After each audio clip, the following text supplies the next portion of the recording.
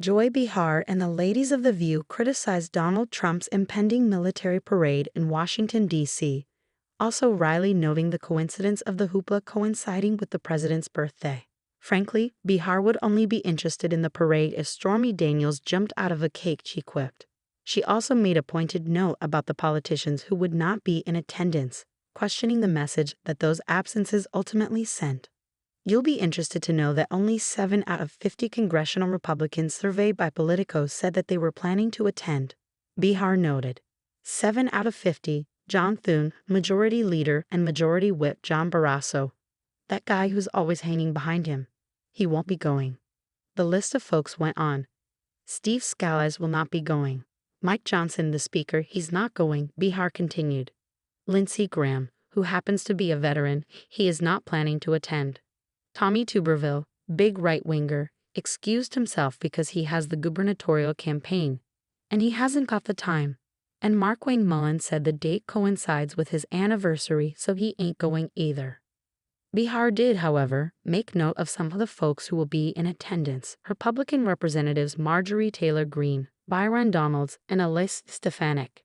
We should note that originally when Joe Biden was in office, he reserved this day because it coincides with Flag Day and the anniversary of the U.S. Army to have some sort of a display on the National Mall to celebrate the Army, co-host Alyssa Farah Griffin added.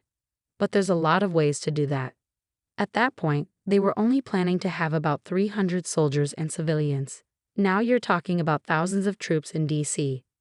Ana Navarro also reminded her fellow hosts that Trump had been lobbying for a military birthday parade for quite some time.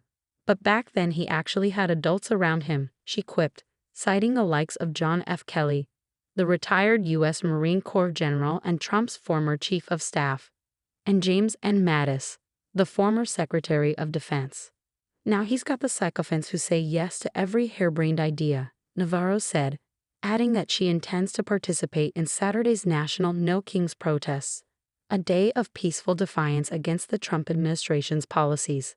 It also comes amid Trump's crackdown on immigration and his deployment of the National Guard to Los Angeles as protests against the Immigration and Customs Enforcement (ICE) raids continue. I'm gonna be protesting, and I'm also going to be remembering all of those veterans who are dealing with deportation orders, Navarro said, sharing that she intends to be at the Miami No Kings demonstration. I am going to protest not because I hate my country, but because I love my country. After Griffin made note of the military recruitment crisis, Behar scoffed at the parade falling on Trump's 79th birthday. I will be interested if Stormy Daniels would jump out of a cake. Millions of protesters are expected at the No Kings demonstrations statewide, including in Washington for the military parade. The president has threatened to use heavy force against any protester on Saturday. Watch the full episode of The View below.